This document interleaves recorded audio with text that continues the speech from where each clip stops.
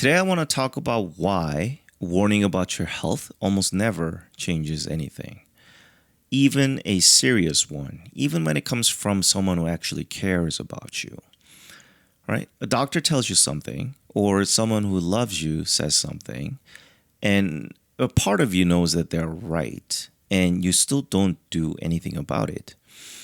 I've watched this happen for over 12 years now. So, I want to talk about three things today: why the warning didn't work, why the thing almost everybody reaches for to fix it, which is more fear, is actually the wrong move, and what actually gets a person to change. And I'm not talking about the dramatic stuff here. I mean, the appointment you've been meaning to book, or the thing you noticed a few months back and told yourself you'd keep an eye on, or the results sitting in an email you haven't opened yet, right? And the real cost of that, it isn't only whatever is happening in your body, it's that every time you hear something true and do nothing with it, you teach yourself that knowing doesn't change anything, which makes the next warning even easier to walk past. So let me tell you about a kid. One of the athletes I worked with for 2 seasons. He was a junior hockey player. He was 16. He had a history of multiple fractures at his wrist. Now, fractures are common in hockey, so other players with a similar, fractures in the past, you can see it. They kind of protect it. There's a hesitation going into the boards. Some little flinch their body does autonomously, right? But not this kid. He played like his arm was made out of adamantium. He just led with it every single time. So one day I pulled him aside and I said something like, "Hey, look, man, I don't have x-ray vision. Your physician cleared you and I respect that. But from what I can see from the sideline, a lot of your plays seems reckless and not very rewarding in nature. You're just kind of increasing the odd of really messing it up again. Majority of body checks you're committing to just don't seem like wise decisions both for you and the opposing players. And also keep in mind, there can be discrepancy at times between the term fully healed in pure clinical settings and fully healed for return to play for full contact sports that requires to perform complicated movements while managing against external forces being put on you from multiple directions." I mean, that might have been TMI, but I did my best back then to try and convince him to stop. And he heard me, and he did not care at all. I think he'd broken enough times that he already knew the whole routine, like knew what it felt like, knew how long the cast takes, etc. So somewhere in there, he just quietly made a deal with himself. If it breaks, it breaks. Whatever, I'm playing. So fast forward, less than 5 games into that season, he broke it again. Season's over. And for somebody who's considering hockey as a career going pro, this type of injury downtime was exactly what he did not want to deal with, especially at this age category. And then something happened that I've thought about for quite some time. He turned around and put it on me. He wasn't aggressive or screaming or anything, but his point was that I hadn't been assertive enough, that my tonality was too soft, that if I had just said it harder, if I'd made the consequences more vivid, it would have actually registered with him and he would have played differently. And I gotta be honest, my first reaction in my head was not a generous one. So that conversation just ended right there. But I want you to hear what that kid actually said, because he was 16. He was frustrated. He just lost his whole season, right? And he accidentally said out loud the exact thing many adults believe. If the warning had been scarier, it would have worked. That's the belief. That's the one. That's the one everybody's carrying it. Your doctor is carrying it. Your wife's carrying it when she brings it up for the fourth time and gets a little sharper about it. You're carrying it about yourself. When you figure the reason you haven't dealt with your thing yet is that it just hasn't gotten bad enough to scare you into it. And that belief is wrong. It's wrong in a way that costs people a lot. Let me share with you the version of it that I cannot get out of my head. Because this next one isn't a wrist. And I want to be careful with it because he was a real person. It's a contact sport, adult men's club. And I'm a contractor, team physio for them, right? Which means I see these guys on Saturdays only. So in total, overall, maybe 8 to 12 Saturdays per year, right? Depending on how deep the team enters into the playoff, right? That's the whole relationship. And I had this guy, was in his early 30s. He's a good guy. And he was carrying a little more weight than his average teammates, which everybody could see. He'd run out of gas faster and couldn't get up to the speed the same way. But one day, I'm taping his ankles, right? And I notice the veins in his calf.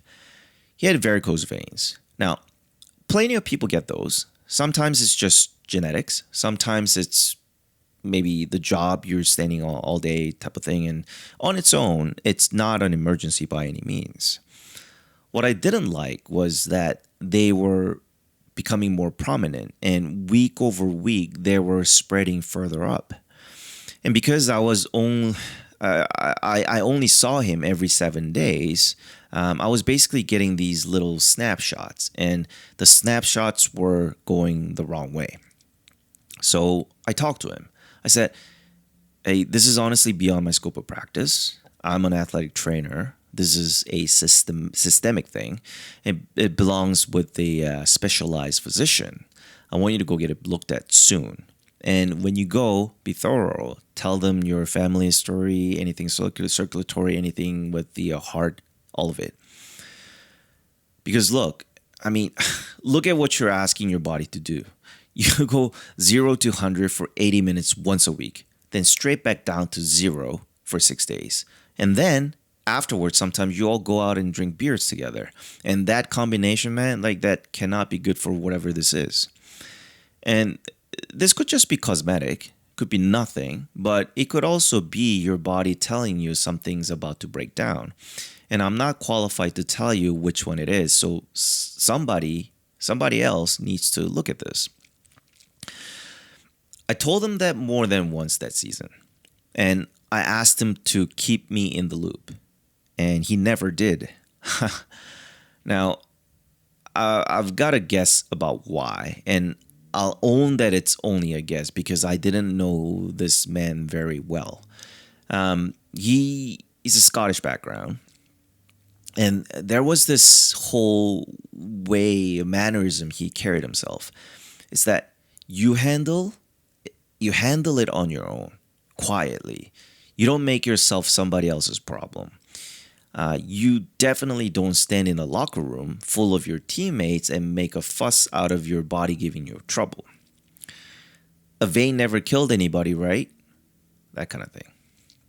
So the season goes on and I'm watching his cardio get worse and worse. And I'm fairly sure he wasn't doing much outside of Saturdays either. Last match of the year, I went at it one more time. And I framed it as positively as I could. I said, listen, this is actually the perfect time. You've got 7, 8 months of off season, right? You don't play anything else either. Go get this handled now, and you'll come back the next season in much better position. And here's what I need you to understand about that conversation. He was not brushing off my concerns. I've been brushed off plenty. I know what it sounds like. This wasn't that. His face, his voice, Everything about him was engaged. He was taking it seriously. He even asked me questions, real engaged questions. He actually asked what he could do in the meantime before he got in to see somebody. He asked whether an Epsom salt bath would help. And, I walked away from the conversation optimistic. I actually thought, okay, he's got it. He's gonna go. Season ended around September or October. And the following year, January, I heard a news that he died. He was out at a pub with friends and had a heart failure. Now, I want to be really clear because I'm not gonna overstate this for effect. He did not die of a varicose vein. That's not what happened, and I never claimed it was. But that heart had been working overtime for a very long time. And there had been a visible signs on his body and a person standing in front of him telling him to go get it checked for an entire season. So let's stop and look at that because this is where the whole thing turns. There's a researcher named Erwin Rosenstock. And back in the 50s and 60s, he built something called the health belief model. It's one of the oldest and most used maps we have for why people do or don't take care of their health. And most of what your doctor does and most of what your family does runs on the first half of it. The first half is basically two questions. Do you believe this is serious? And do you believe it could actually happen to you? That's what a warning is for. That's the whole design, right? Raise the severity, raise the personal risk, and the person should move. So run my guy through this. Did he believe it was serious? Yes. He asked follow-up questions. Did he believe it applied to him personally? Yes, it was on his own leg. He could see it. So by that model, he should have gone. But he didn't. So the warning wasn't missing. The belief wasn't missing. Something else was in the way. And if we get this part wrong, we just keep doing the same thing louder at people we love for years. So Rosenstock's model has a second half. And this is the half almost nobody talks about because it isn't dramatic. The second half is barriers and it's confidence. What's actually in the way of doing the thing? And do you believe you're capable of handling it or performing it, right? So for example, and what he found is that those two are not a footnote on the first half. They're the part that decides. You can have severity maxed out and personal risk maxed out. And if the barrier is high enough, the person does not move. The fear just sits there with nowhere to go. Which brings me to the researcher who explains what the fear does instead. Her name is Kim Witte, and in the early 90s, she built a model called the Extended Parallel Process Model. She was studying things like fear appeals, or the anti-smoking ads, or the graphic photos, etc. And what she found is that when you scare somebody, they will absolutely do something about it, guaranteed. The question is, what? Right? So if the fear goes up and the person's sense of there's a clear thing I can do and I can do it goes up with it, they deal with the danger. Witte called that danger control. They book the appointment and they change the habit. But if the fear goes up and the sense of I can actually handle this does not come with it, they still act. They just act on the feeling instead of the threat. So they avoid it, they joke about it, they tell themselves it's probably gonna be nothing. They get busy and get distracted with other stuff. Witte call that fear control. And this is the piece I want you to hold on to because it's the whole episode. Fear control feels like coping. From the inside, it feels like responsible. It feels like you're handling it. So go back to the Epsom salt. That question was not a stupid question. That was a man genuinely trying to take care of himself. But look at what he does. It was something he could do alone, right? In his own bathroom at night without telling one single person that his body was giving him trouble.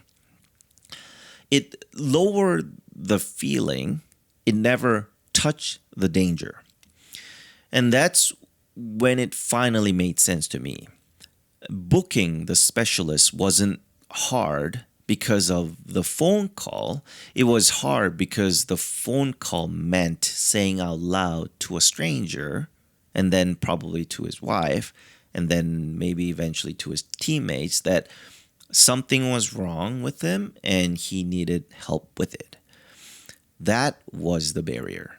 It was never about the appointment. It was never that he didn't believe me. It's that the one thing that would have saved him was the exact thing he'd been raised his whole life never to do. Ask for help out loud. And now put the hockey kid back in the room next to him because those two look like total opposites, right? One man was quietly terrified and hid it. The kid felt nothing and announced it. But turn the volume up on either one and watch what happens. If I had gotten louder with my guy, I'd have raised the fear without touching the barrier, which by Witte's model doesn't move him toward a doctor. It moves him further into managing the feeling on his own, which is exactly what he was already doing, right? And the hockey kid I could have screamed at him, right? He still goes into the boards. His problem was never a shortage of information. And I'll be honest with you here because I spent years on the wrong side of this myself. For a long time, I thought being a good trainer meant being more convincing, better warning, sharper language, right? Like get it through to them. That was me trying to solve a barrier problem with volume. It doesn't work. It has never worked. And after multiple failed attempts, I do something almost completely different now. And if you're already kind of guessing that I'm about to say something like, oh man, you got to do it for your family, look after your health, man, you know, that your kids need you in the future, man, that somebody's counting on you. Frankly, that never moved you either. Because it's just the same warning wearing a nicer tuxedo. It's still asking you to feel something hard enough that you finally act, right? So these three tools come straight out of what I actually do now on game days, and none of them are about feeling anything. Beautiful pivot number 1. Make the action smaller than the fear. Rosenstock said the barrier decides, right? So we go after the barrier and we leave the fear completely alone. Here's what that looks like in my world. If there's an injured athlete and there's something I'm not comfortable with, I don't warn him or her harder. I say, bring me a doctor's note or I don't clear you to play next game. That's it. That's the whole thing. And it's not a scare tactic. I haven't raised the stakes on his health by even 1 degree. All I've done is making going to the appointment easier than not going. So do that to yourself. Name the smallest physical action that exists. Not take my health seriously. That's not an action, that's a mood, right? The action is find the number or open the result email or Send one text to the clinic or call it tomorrow and make the booking. And attach it to something already on your calendar so it doesn't need you to be motivated. For example, you do it right after you drop off the kids, or you do it on your morning coffee run, etc. If the action is small enough and specific enough, it doesn't need fear to power it. That's the point. Beautiful pivot number 2. Put somebody in the room. This is the big one, and it's the one I got wrong for many years. With my adult athletes, when I've got a guy who's technically cleared by his own physician, but I'm not comfortable returning him to play, coming at him directly almost never works because these men aren't reckless, they're loyal. They don't want to let their teammates down, and that's a good thing about them, right? That's honor. So I stopped fighting it and I started using it. So what I do now is that I go to the coaches and a couple of his teammates first before I ever have the conversation with the injured athlete on the game day. And I tell them where I'm sitting at with this whole situation. And then one of the guys who happens to have a well-established relationship with the injured athlete says something like, "Brother, I know you want to give us this Saturday. I know that. But we need you in 5 weeks for the final match. So if you actually want to do what's good for us, take this Saturday off. Do that for us." And that works over and over. That works when I couldn't get there alone. Now, look at what's happening. Nobody made the danger scarier. They took the exact thing that was making him play injured, his loyalty, right? And pointed it the other direction. So your version is this. Whatever you've been sitting on, tell one person with a name out loud and tell them what you want more time for specifically. Not, "I should be around for my kids." Instead, something more real, like, "I want to still be the guy who can get up and do this particular thing with my son when he's 20 or when he turns 30, etc." Because a reason with the face on it will get you into a waiting room on a Tuesday. Fear will not. Fear will get you an Epsom salt bath and a story you tell yourself. Beautiful pivot number 3. When you're the one warning somebody, stand beside them. Because some of you are the husband or the wife. Some of you are the friend who can see it. And you've been getting louder for about 2 years now, and it's doing nothing. The line I use when I'm on that thin line where a guy is technically clear but I don't like it is this. And I say it in front of his parents or in front of his coach. "Listen, technically, he's clear to play. But if he were my son, I would not be comfortable putting him out there to play tonight." And that changes the whole room because I stop being the guy who's reciting the risk at him, which he can argue with, right? And I became a person standing next to him, telling him what I'd want for somebody I love, which he cannot really argue with because it isn't a claim about his body. It's a claim about mine, right? So if you're the one who keeps warning someone, stop adding information. They have information. Say the thing that puts you next to them instead of across from them, and then help them book it. Sit there while they make the phone call if you have to. That's removing a barrier.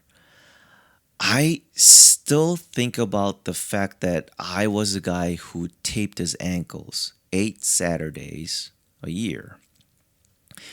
Nobody put anybody in the room with him.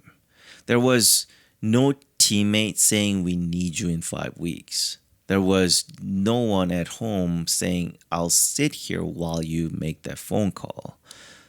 There was me once a week between games. He did everything the culture he grew up in taught him to do. He handled it quietly. He didn't burden anybody, and it cost him everything. So, if you're sitting there right now thinking about your own thing that you haven't dealt with, I want to give you the last piece of research because I think you've probably been unfair to yourself about this. There's a researcher named James Prochaska who mapped how people actually change. And what he noticed is that change isn't a switch. It's a sequence of stages, and it starts way earlier than anybody gives themselves credit for. The first stage is where you're not even considering it, not on the radar. The second stage is where you're aware of it, you're chewing on it, you haven't acted. Prochaska called that contemplation. And here's what matters. That is a real stage. It has a name. People sit in it for months and years. And from outside, and honestly from inside too, it just looks like doing nothing. But it isn't nothing. Being aware of the thing is a stage that comes right before the stage where you actually move. So that warning you got, it worked. It moved you. It just didn't have anybody standing behind it to carry you to the next stage. That's all that's missing. Not your character, not your discipline, a person in the room and an action small enough that you don't have to feel brave to do it. And I'll tell you where I'm at with my own body since I'm asking you to look at yours. I just turned 44. My son isn't even 1 yet. My wife's 40. And I've done the math. If my boy gets married around 30, I'm 74 at that wedding. And that's not ancient, but that's not nothing either. So I take care of my body. I eat well. I stay active. I'm pretty serious about it. And it's got nothing to do with fear of dying. I've made my peace there and I know where I'm going. It's that this body is a gift I was given and I don't have the right to run it into the ground. And it's that I want as much time here as I can get with my family before we all reunite in heaven again. And not just alive for it, actually able to be in it, right? Be able to get up and do the things that I love with them. That's my reason, and it has a face on it. So find yours, then find the one small thing you can do tomorrow and put somebody in the room with you. We're beloved. God bless you, and I'll see you in the next one.